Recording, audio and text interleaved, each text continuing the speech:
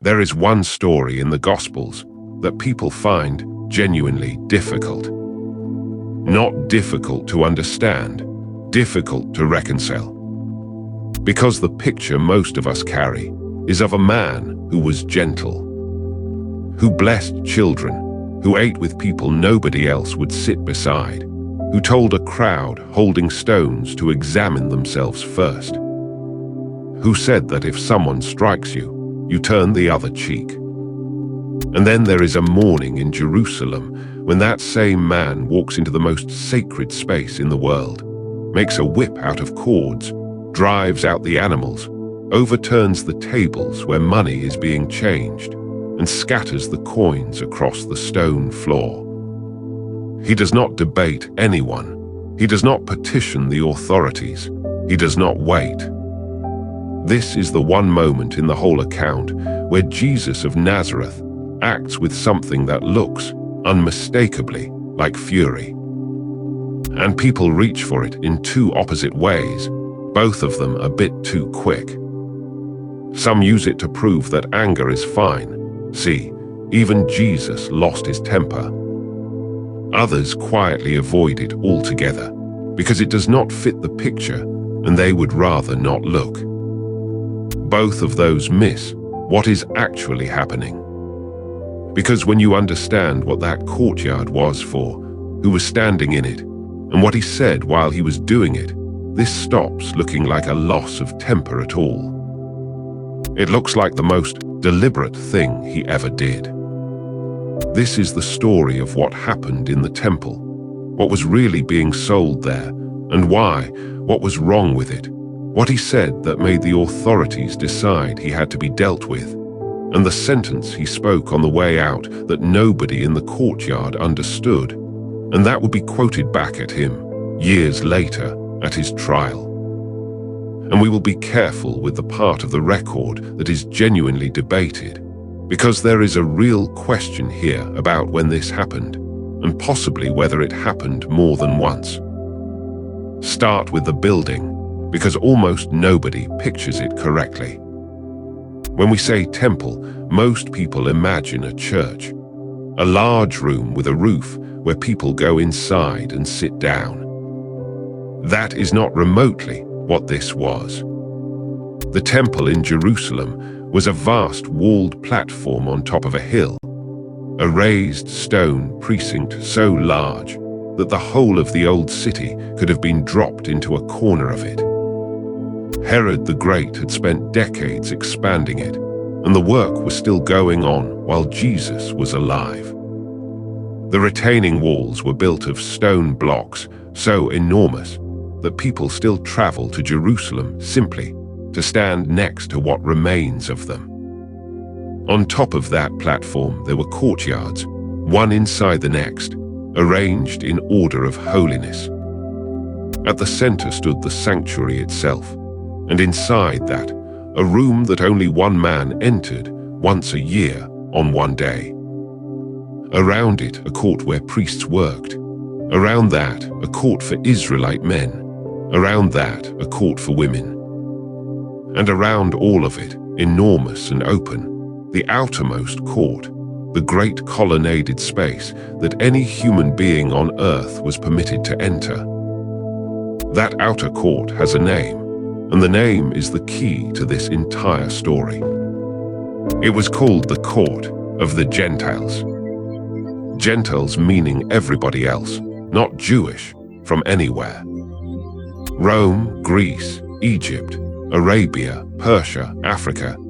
Anyone who had heard that the God of Israel was worshipped in Jerusalem and had come to see for themselves. They could not go further in. Stone notices stood at the inner boundary warning foreigners not to pass on pain of death, and archaeologists have found them. So for a non-Jew, this outer court was not a lobby or a waiting area. It was the whole thing. It was the only place on earth where they were permitted to stand and pray to the God of Israel. That is the space Jesus walked into. And it is worth picturing the day, because the timing was not incidental. This was Passover. Jerusalem at Passover was not the city it was in an ordinary week. Pilgrims came from across the empire and beyond it, and the population swelled several times over. The ancient estimates are enormous, and even the cautious modern ones describe a city straining far past what it was built to hold. People slept in the surrounding villages, on hillsides, in tents pitched outside the walls. The roads in were choked for days beforehand. Lambs were being brought in by the thousand, and Rome watched all of it closely. The governor came up from the coast for the festival, specifically because Passover was the dangerous week, a feast celebrating a people's liberation from an occupying empire, held annually under an occupying empire with an immense crowd in a confined space. Troops were stationed where they could see the temple courts. Everyone understood that Jerusalem at Passover was a city where a spark could catch. So the crowd in that outer court was not a congregation. It was a heaving, exhausted, excited mass of people, most of whom had traveled a long way at real cost, many of whom would see this place once in their lives. That is who was there, and that is who watched what happened next. Now the market, and here is where the story becomes more interesting than the version most people have heard. The usual telling is simple. Greedy men had set up a marketplace in a holy place, and Jesus threw them out. Corruption confronted, straightforward. But it was not straightforward, because the market was not obviously wrong. It existed for solid, defensible reasons, and this is worth taking seriously. Otherwise, you cannot see what he was actually objecting to. There were two trades going on: money changing and animal selling. Take the money first. Every adult Jewish man was expected to pay an annual temple tax, and it had to be paid in a specific coinage, a silver coin of reliable weight and purity, because the temple would not accept debased money for a sacred obligation. Now think about who was standing in that courtyard at Passover. Pilgrims from all over the Mediterranean and beyond. They arrived carrying whatever was in circulation where they lived: Roman coin, Greek coin, local currency from a dozen provinces. None of it was the accepted coin, so somebody had to change it. That is not a scam. That is a necessity. Without money changers, the tax simply could not be paid by anyone who had traveled. And there is a detail here that is almost too strange to be invented. The coin the temple preferred was the shekel of Tyre, a Phoenician city up the coast. It was chosen for a practical reason. Its silver content was famously reliable and stayed reliable for a very long time, while other coinages were quietly debased. But look at what was stamped on it. On one side, the head of the god Melkart, the deity of Tyre. On the other, an eagle.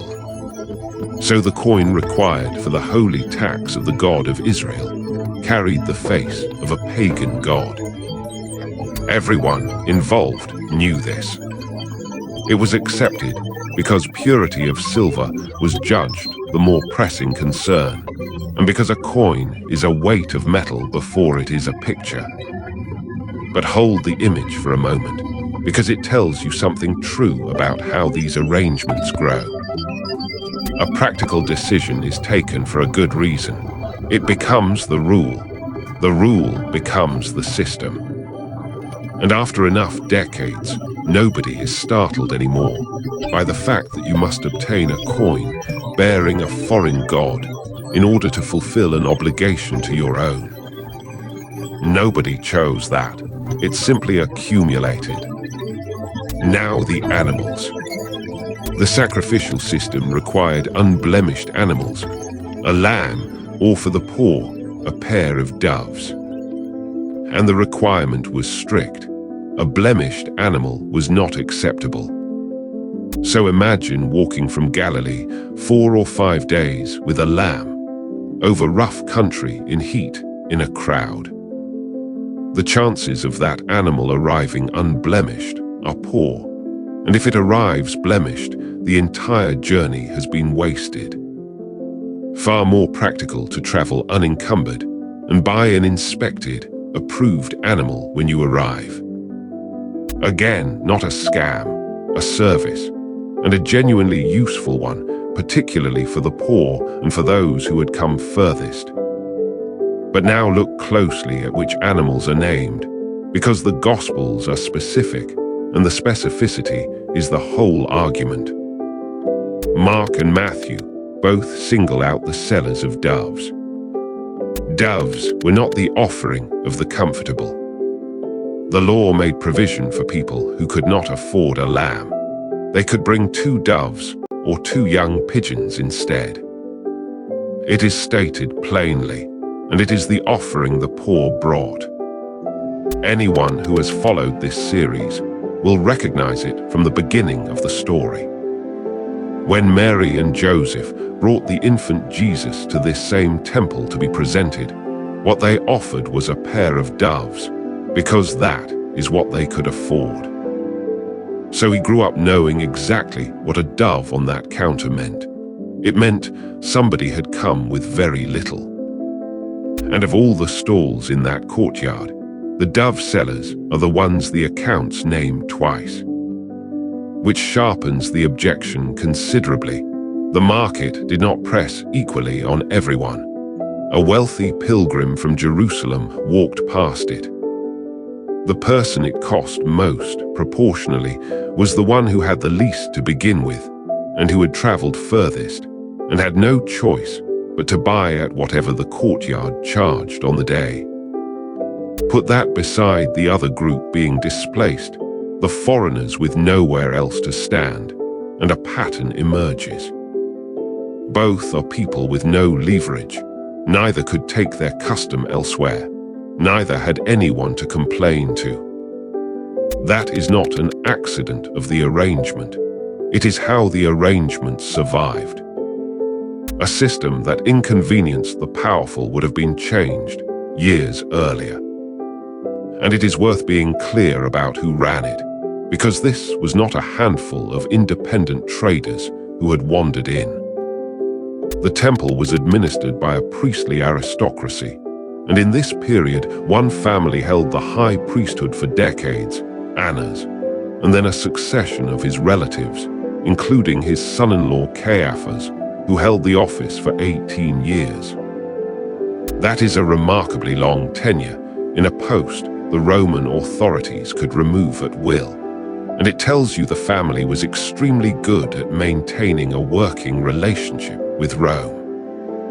Their position depended on the temple functioning smoothly, on the festivals passing without disturbance, and on the revenue continuing to arrive. Later Jewish tradition preserves some sharp criticism of that family's conduct and of the trade conducted under their authority. So the market in the outer court was not a private enterprise operating in a sacred space by oversight. It was licensed. Somebody had granted permission, somebody was benefiting, and everybody knew who. Which means that when the tables went over, this was not an inconvenience to a few stallholders. It was a direct, public challenge to the people who ran the institution, and it was made in their own courtyard during their busiest week in front of the largest crowd of the year. You can see, without any need for speculation about motive, why they concluded he could not be left alone. So we should be honest that this was, in origin, infrastructure.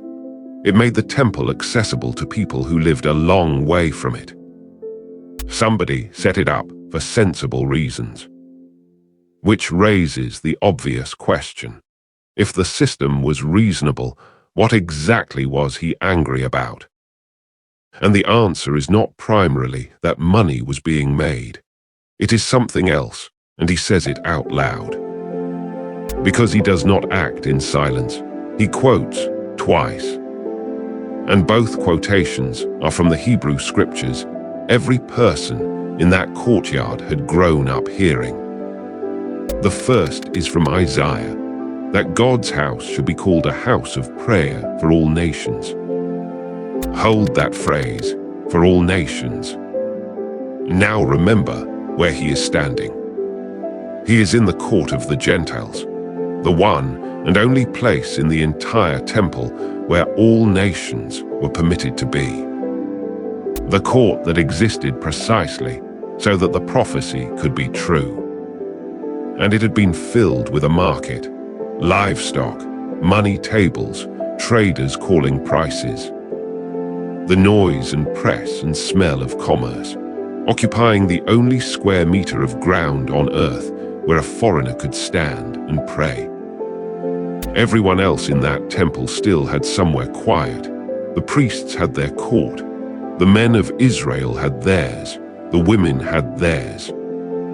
The only people whose space had been taken were the people with no other space, and no other option, and no standing to complain.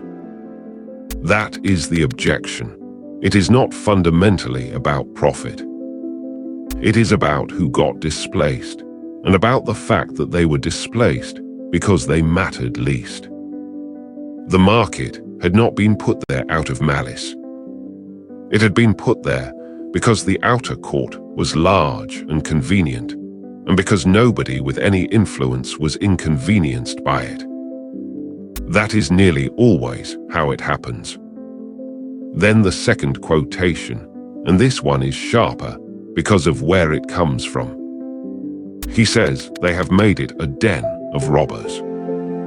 That phrase is from Jeremiah, and it is not a general complaint about theft. It is a quotation from one of the most confrontational sermons in the Hebrew Bible, a passage where the prophet stands in the gate of the temple and tells the people that their confidence in the building is worthless. Jeremiah's argument was this: you oppress the foreigner, the orphan, and the widow. Then you come and stand in this house and say you are safe, because this is the temple of the Lord. You treat the building as a hiding place, somewhere to run after doing wrong and be protected by the holiness of the address. That is what a den is. A den is not where robbers rob. It is where they retreat afterwards and feel secure. And Jeremiah warned them that the building would not save them, and it did not. That temple was destroyed. That is worth sitting with for a moment, because it is the reason the quotation lands so heavily. Jeremiah was not making a prediction that failed and got quietly forgotten. He said the temple would fall, and within a generation the Babylonians came, and it fell. The people who heard him were still alive to see it. The exile that followed became the central catastrophe in the nation's memory, an event every person in that courtyard had been taught about from childhood. So the sermon Jesus is quoting is not an obscure text. It is the most famous warning in the national story, remembered specifically because it came true. To stand in the rebuilt temple and quote it is to say something that requires no elaboration whatsoever. Everyone present can complete the thought. So when Jesus uses that phrase, every literate person present knows exactly which sermon he is quoting and knows how it ended. He is not simply calling the traders thieves. He is saying, this has become a place where people do wrong and then shelter behind the religion. And it happened once before, and you know what followed. That is a far heavier charge than overcharging. Now let us deal honestly with the part of the record that is debated, because this account is going to treat you as an adult about it. All four Gospels contain this episode. But John places it at the very beginning of Jesus' public ministry, immediately after the wedding at Cana, while Matthew, Mark, and Luke place it in the final week of his life, days before the crucifixion. That is a significant difference, and there are three serious explanations. The first is that it happened twice, once at the start and once at the end. Jesus went up to Jerusalem for Passover repeatedly. A protest made early and repeated later is not implausible, and John does record more visits to Jerusalem than the other three. The second is that it happened once at the end, and John has moved it deliberately. John arranges his material thematically rather than strictly by date. That is widely recognized and not a criticism of him. And putting this scene at the opening announces immediately what the whole book is about, that Jesus replaces the temple. The third is that it happened once early, and the others have placed it in the final week, because that is where it made narrative sense to them as the trigger for his arrest. Which is right? The honest answer is that it is not settled, and anyone who tells you it obviously has decided in advance. What is not in doubt is that it happened, that all four accounts preserve it, that it was public, and that it was remembered as the moment the authorities concluded he was a serious problem. That much every source agrees on. And there is one detail only John gives us, which is worth pausing on. John says he made a whip of cords. That detail matters for a reason people usually miss. It is not the detail of a man overcome by sudden rage. You do not weave a whip in a moment of blind anger. You have to gather the cords and work them together. It takes time, and during that time, you know exactly what you are about to do. Whatever this was, it was not an outburst. It was a decision carried out by someone who had thought about it. That is also why the older reading of this scene, as even Jesus lost his temper, does not survive contact with the text. Losing your temper is something that happens to you. This is something he did. And note what he did not do. He did not attack anyone. In every account, the violence is directed at property and at animals, tables turned over, coins scattered, livestock driven out. Nobody is reported as harmed. Even the birds. In Mark's account, he tells the men selling doves to take them out. He does not release them or overturn their cages. Doves in a cage cannot be driven out. They have to be carried. So he tells the men to carry them. That is a very small detail, and it tells you a great deal. In the middle of the most forceful act of his life, he is still being careful about somebody's property and somebody's birds. This is not a man who has lost control. This is a man doing something precisely. Mark adds one more line that is easy to read past, and it widens the picture considerably. He records that Jesus would not permit anyone to carry goods through the temple courts. That is not about the market at all.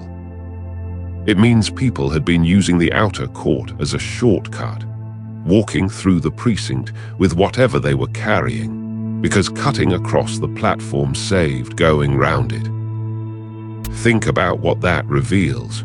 It is not corruption. It is not even commerce. It is simply the ordinary human habit of treating a place as thoroughfare once you have stopped noticing what it is for. The market was the loud version of the same thing. The shortcut was the quiet version, and probably the more telling one, because nobody taking it would have described themselves as doing anything wrong at all. They were just getting across town. That is how a holy place actually erodes, not by anyone deciding to profane it, by 1,000 small conveniences, each individually reasonable, accumulating until the space has become something people pass through on the way to somewhere they consider more important. So what was he actually doing? Here is the part that turns a protest into something much larger. If you stop the money changing and drive out the approved animals, even for an hour, you have stopped the sacrificial system. Nobody can pay the tax. Nobody can buy an acceptable offering. For that period, the temple cannot function. That is not vandalism. It is an enacted statement. He is not tidying the courtyard. He is demonstrating what a temple looks like when it stops working, and doing it in front of an enormous Passover crowd. Which brings us to the sentence he speaks on the way out, and to the reason this episode is not really about a market at all. They challenge him. What sign can you show us to justify doing this? And he answers, destroy this temple, and in 3 days I will raise it up. The response in John is almost comic in its literalness. This temple took 46 years to build, and you will raise it in 3 days. They are thinking of stone. Of course they are. They are standing inside the largest building project in the region, still unfinished, surrounded by scaffolding and masons, looking at blocks that took teams of men to move. And John, writing much later, tells us plainly what nobody understood at the time. He was speaking of the temple of his body. Now hold the two halves of that together, because this is the whole point of the episode. What is a temple for? It is the place where God and people meet. That is its entire function. Everything else, the courts, the sacrifices, the priesthood, the coinage, the calendar, exists to serve that one purpose. And what he is saying, in a sentence nobody in that courtyard could yet decode, is that the meeting place is no longer going to be a building. It is going to be a person. That is why the market mattered so much to him, not because commerce is dirty, but because the arrangement had quietly become the point. The system built to bring people to God had grown so large and so profitable and so administratively necessary that it now stood between people and God, and it stood most heavily on those with the least standing to object. He does not propose a reform. He does not suggest moving the stalls somewhere more suitable or capping the exchange rate or licensing the traders. Any of those would have been sensible. He announces that the building is finished. And notice how much that costs him to say, in that place, to those people. The temple was not a policy position anyone held lightly. It was the center of national identity. It was where God had promised to be present. Loving it was not a failing, it was faithfulness. And the Psalms are full of people longing for its courts and counting themselves blessed simply to stand in them. So he is not speaking to people who were careless about holy things.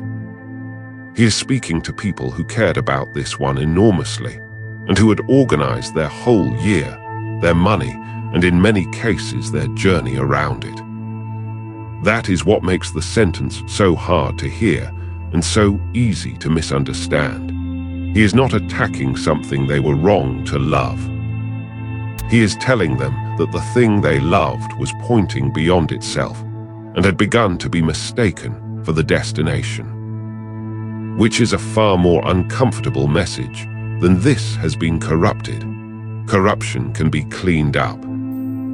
What he is describing cannot be fixed by better management, because the problem is not that the temple was working badly. It is that it was working exactly as designed, and its work was almost done. And this is where it stops being ancient history because that pattern is not confined to first-century Jerusalem, and it is not really a story about other people. Anything built to help people reach God can, given enough time, start charging admission, not usually in money. In other currencies, respectability, correct language, knowing how things are done, being the right sort of person, having been there long enough to understand the arrangements. And it never happens by decision. Nobody votes for it. It happens the way the market happened, gradually, for practical reasons, filling the space that nobody important was using. The question this passage asks is not whether your church has a bookstall. It is quieter and more uncomfortable than that. Who has been squeezed out of the space and has no standing to complain about it? Whose courtyard got filled because it was convenient, and because they had nowhere else to go, and because their absence was never going to cause anybody any trouble? Those are the people he cleared the floor for, not the devout, not the insiders.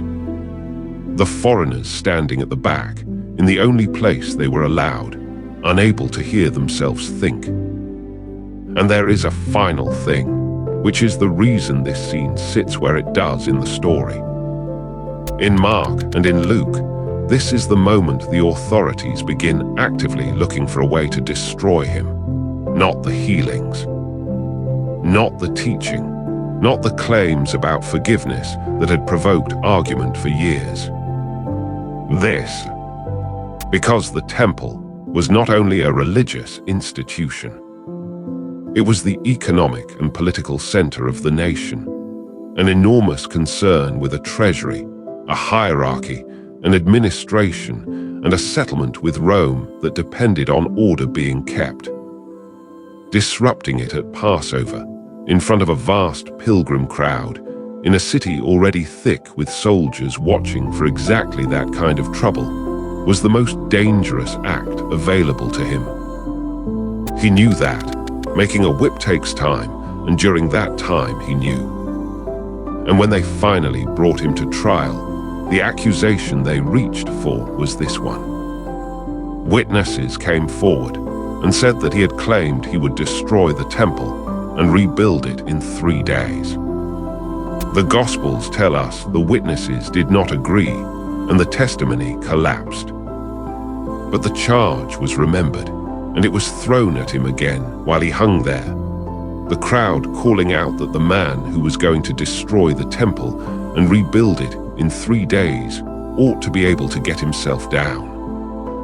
Which means that the last thing many of them ever said to him was a mockery of a promise they had misunderstood. And then, on the 3rd day, the promise was kept, in the way he had actually meant it, and not in the way any of them had heard it. There is a postscript, and it belongs here because of what he quoted. About 40 years later, Jerusalem revolted against Rome. The war went badly. In the year 70, the legions took the city, and the temple, Herod's temple, the vast platform, the courts, the sanctuary, the whole unfinished project of a century, was burned and pulled down. It was never rebuilt. The sacrificial system it existed to house stopped and has not resumed. Now we should be careful about what that does and does not prove. It was a military catastrophe with political causes, and reading a war as a verdict on individuals is exactly the kind of reasoning the Gospels themselves warn against. But the plain historical fact is this. He stood in that courtyard and quoted a prophet who had said the building would not save them, in a sermon everyone remembered because it had come true once. And then, within the lifetime of some who heard him, it came true again. By that time, the answer had already been given. The meeting place between God and people was no longer a location. It could not be occupied, could not be taxed, could not be filled with stalls, could not be burned by an army, and could not be reached only by those who could afford the coin and were permitted past the notice at the boundary. Which means the poorest person in that courtyard, the one holding 2 doves because a lamb was beyond them, standing in the outer court because that was as far in as they were allowed, turned out to be as close to the center as anybody there. That is what he cleared the floor to say. Scripture and sources. This account draws on the 4 gospel narratives of the temple incident: Matthew 21, Mark 11, Luke 19, and John 2, together with the quotations they record from Isaiah 56 and Jeremiah 7, and the trial and crucifixion accounts in which the saying about the temple is repeated back. Historical detail on the scale of Herod's temple, the court of the Gentiles, the warning inscriptions barring foreigners from the inner courts, the temple tax, and the acceptable coinage draws on the 1st century Jewish historian Josephus, and on the archaeology of the Temple Mount. Where the record is genuinely debated, above all whether John and the other 3 are describing one event or 2, and how the difference in placement should be read. This video sets out the serious explanations rather than presenting one as settled. Where the traditional telling is too simple, such as the idea that the traders were straightforwardly corrupt, it says so, because the real objection he voiced is both harder and more searching than that.